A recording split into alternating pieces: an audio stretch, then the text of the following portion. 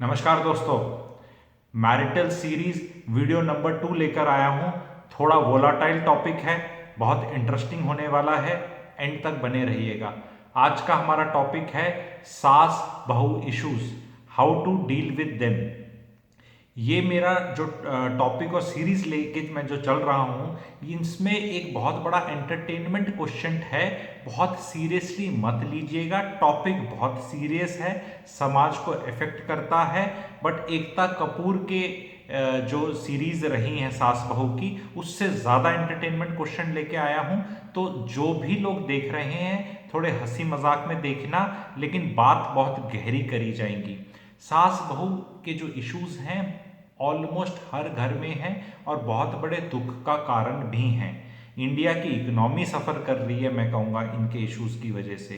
तो मैं ये वाले वीडियो को बहुत रिस्क पे लेकर आया हूँ, इन ए वे दैट मेरी सास, मेरी मदर और मेरी वाइफ भी देखेंगी, और इससे मैं जज भी हूँगा, क्योंकि पब्लिक प्लेटफॉर्म पे आके इस तरह की बातें करना, तो आप तो जज होंगे ही, तो मेरे को भी घर पे कोड़े पड़ सकते हैं। तो इतने रिस्क पे जब मैं कंटेंट ला रहा हूँ तो एक लाइक बनता है, और आपने चैनल सब्सक्राइब नहीं किया तो प्लीज़ सब्सक्राइब करिए।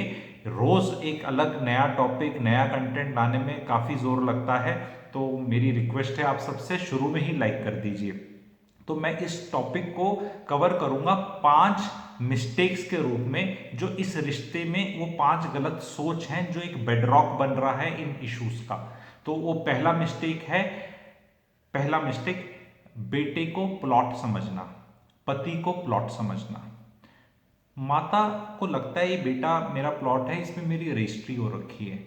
अब ये बहू आ गई, बहू आती ही सोचती है कि भी अब तो ट्रांसफर होना चाहिए, अब ये मैं आ गई हूँ तो गिव मी द कंट्रोल्स।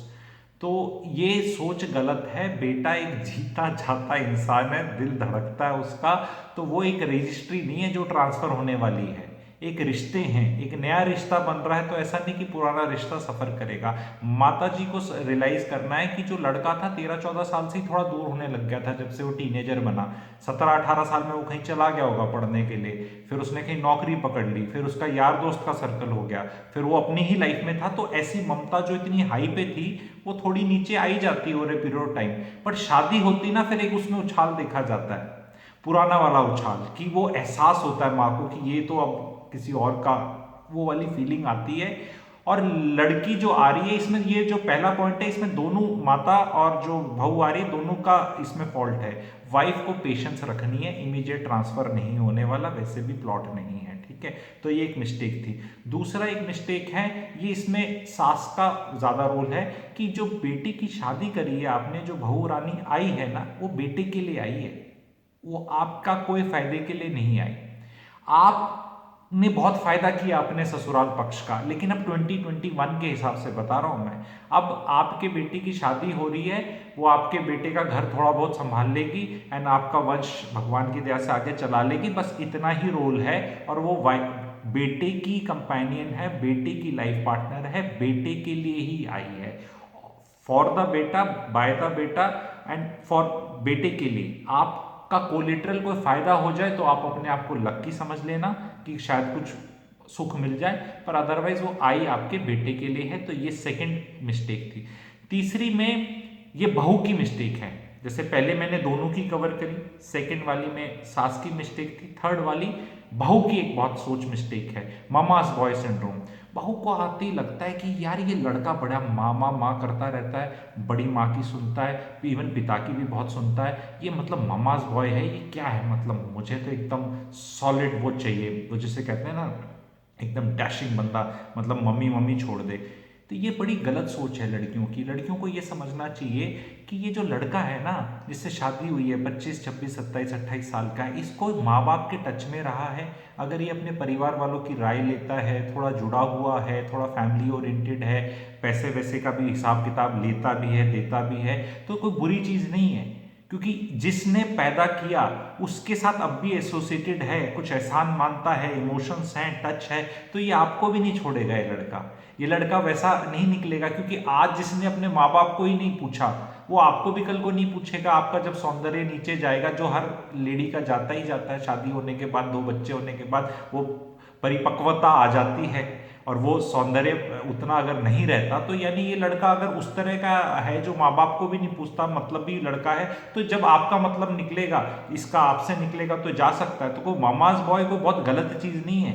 तो शुरू में लगती है गलत, थोड़ी पेशेंस बनाओ, वो धीरे धीरे मम्माज बॉय कुछ नहीं होता, धीरे धीरे वीन अवे भी हो जाता है। जब लाइफ में खुद के बच्चे आते हैं, खुद के स्ट्रगल्स आते हैं, पैसा कमाना है, तो यहाँ पे हमारी जो लड़कियां हैं ना, उनमें पेशेंस ही नहीं है। वो 2-3 साल भी वेट नहीं कर सकती। वो धीरे धीरे शादी होने के बाद वैसी जिम्मेवारी में वो लड़का वैसे ही लेफ्ट राइट आपकी तरफ, क्या मतलब वो खुद फंस जाएगा रोजमर्रा की उसमें। उसको आपको कोई आती कोई उम्बिकल कॉर्ड नहीं काटना, इमेजिनरी उम्बिकल कॉर्ड जब लड़का पैदा हुआ था, लड़की पैदा हुई है, वो डॉक्टर काट देता है। तो आपको आके कोई फ्रेश इमेजिन करके काटने की जरूरत नहीं, उससे आप अपना दर्द फैलाएंगे। और वो पता है कि वो लड़के में इतनी माँ के नाम की वैसे भी नहीं हो रही, पर आप जब ज्यादा बोलेंगे ना कि तू ऐसे कर, तो उसमें भी ममता जाग जाएगी।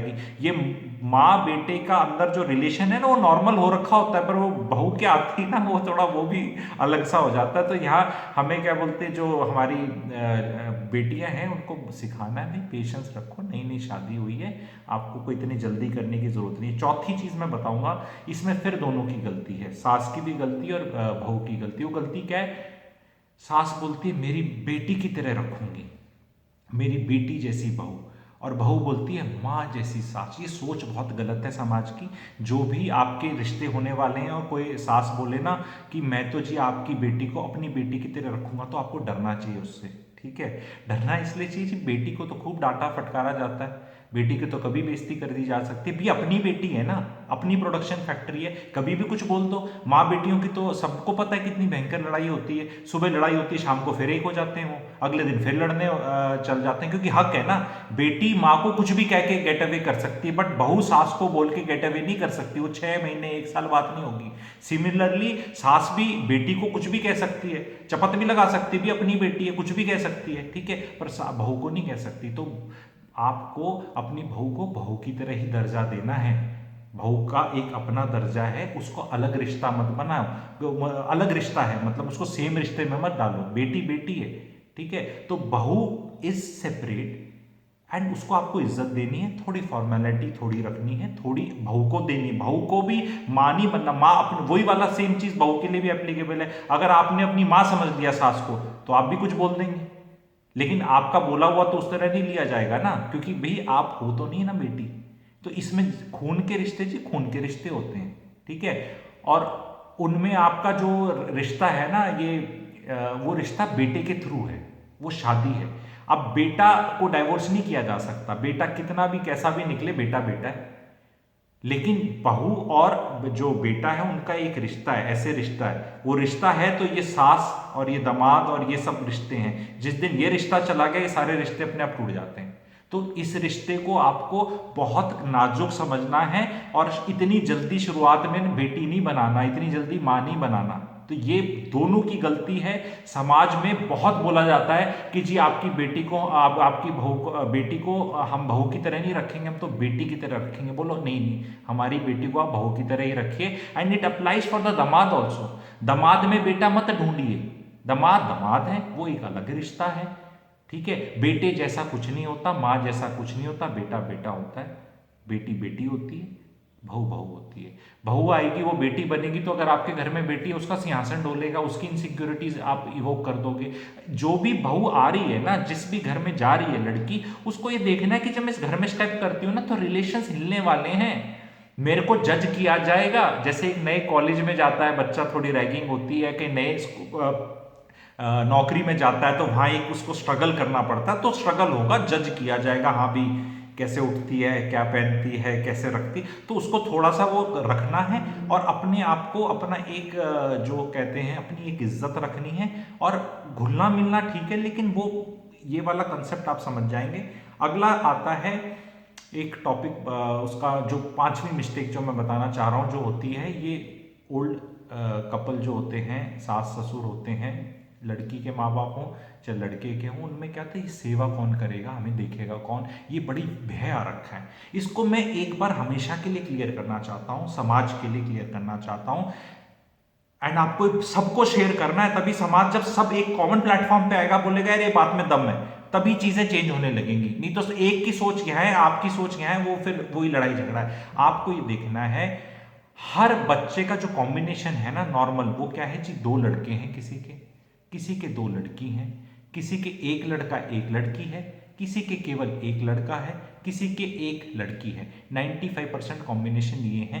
2-3% हैं जिनके बच्चे नहीं है या 3-4 बच्चे, उनके लिए बात नहीं करूंगा। जितना भी मैं समझा रहा हूं ये 90% के लिए समझा रहा हूं। 5% का कुछ अलग एक्सट्रीम इस तरफ होगा कि भी बहुत ग्रेट बनती है या बहुत बिल्कुल बनती ही नहीं है, वो 5-10% में अलग रख रहा हूं। मैं मोटे मोटे 90% को ही एड्रेस करता हूं, क्योंकि वीडियोस 90% के लिए बनते हैं, 2% के लिए नहीं बनते। तो इसमें आपको ये देखना है कि जो आपकी प्रोडक्शन फैक्ट्री का जो माल है ना, वही आपकी सेवा करेगा, चाहे वो लड़की है चाहे लड़का है। अगर उसके दूसरे से एक्सपेक्ट करना पाप है, आप ये सोच लो। तो इस फॉर एग्जाम्पल, अगर मेरे माता पिता हैं तो उनकी जिम्मेवारी सिर्फ मेरी है, या मेरे जो भाई है बहन है जो भी है उसकी है, मेरी वाइफ की नहीं है। मेरी वाइफ मुझे लव करे और मैं फंसा हुआ हूं कुछ करने में अपने माता पिता को, तो yes she can help me, उसका ओब्लिगेशन मेरे को है। उसी तरह अगर वाइफ के पेरेंट्स को कुछ हो रहा है लाइफ में, चाहिए इश्यूज, तो वाइफ की जिम्मेवारी है, उसको करना है, वो ही है। मेरे मॉरल ऑब्लिगेशन नहीं है, पर मेरी वाइफ का मैं दोस्त हूं बेस्ट। तो जैसे एक दोस्त स्ट्रगल कर रहा होता है होमवर्क में, या उसकी गाड़ी खराब होगी दोस्त की, तो दोस्ती के रूप में यस हेल्प करना है, वो मेरी वाइफ और मेरे रिलेशन पे। उसी तरह सारे समाज को सोचना है कि जो भी आप लड़का लड़की हैं जिनकी शादी हो रखी है, ये लड़का है लड़की है जिनकी शादी हो रखी है, इनका अपने अपने पेरेंट्स का मॉरल ड्यूटी है। इनने ही पैदा किया, इनने ही स्ट्रगल करा, इसकी नहीं है, इसके पेरेंट्स की, और इसकी इसके पेरेंट्स की नहीं है। लेकिन आपस में दोनों पार्टनर्स हैं ना, दोस्त हैं, प्यार करते हैं, कपल हैं, तो हेल्प करनी चाहिए, मॉरली हेल्प करनी चाहिए। तो मेरे को अगर अपनी वाइफ के पेरेंट्स के, तो वाइफ को हेल्प करनी चाहिए, वाइफ को ड्यूटी है मुझे हेल्प करने की। बट अगर ये सोचे कि ये वाला जो मेरा बेटा है ये तो कुछ करे ना, अरे बहू रानी ही मेरे को कुछ सुख दे देगी, तो भी आपकी गलत सोच है, बहुत गलत सोच है। आपका हक आपके बच्चे पे है, दूसरे के बच्चे पे नहीं है। अगर आपका ही बच्ची या बच्चा निकम्मा निकला, जो आपने ही उसको पैदा किया, संस्कार दिए, सब उस पर पैसा किया, खर्चा किया, तो आप किसी दूसरे को ब्लेम नहीं कर सकते।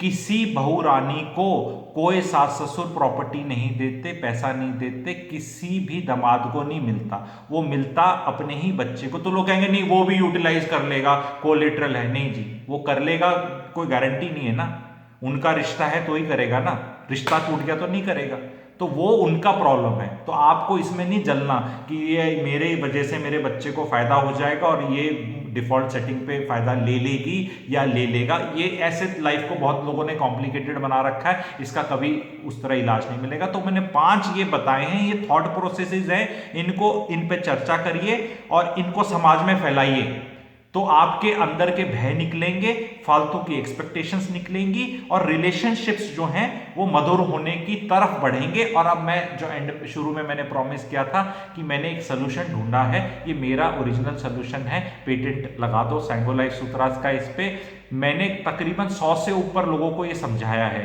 अलग अलग फ्रेंड सर्कल में, जान पहचान में किसी के इश्यूज चल रहे थे, 100 लोगों प्लस को बताया है, बिल्कुल डेटा के हिसाब से बता रहा हूं। केवल 4 लोगों ने ही अप्लाई किया है, ये भी बता रहा हूं, ऐसे नहीं कि 100 को बताया तो 90 ने कर दिया, और नहीं ऐसे नहीं, सिर्फ 4 लोगों ने अप्लाई किया है, 100% रिजल्ट निकला है, जिसमें चीजें बहुत सॉल्व होती हैं। ये सुन के अजीब लगेगा बट सोल्यूशन है, जिसको अप्लाई करना है कर लो। जहां भी सास बहू के इश्यूज चल रहे हैं ना, जिस घर में किसी चीज को भी लेके चल रहे हैं, किसी चीज की पूछ पकड़ के चल रहे हैं, ठीक है, आपको क्या करना है, इसमें बेटे को और पति को, जो सास का हस्बैंड है, ठीक है, उन दोनों, ससुर को, ससुर और बेटे को एक रोल प्ले करना है, जिसमें आप एक प्रॉपर्टी खरीदिए सास और बहू के नाम पे।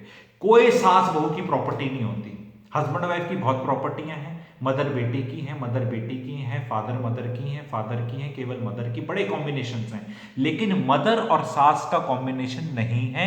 इसके पीछे बहुत गूढ़ ज्ञान है, बहुत पुराना नॉलेज लेके आता हूं। लोग मुझसे बहुत चीजें पूछते हैं कि क्या बोलते हैं, खान लिखा है, क्या सर्टिफिकेट है।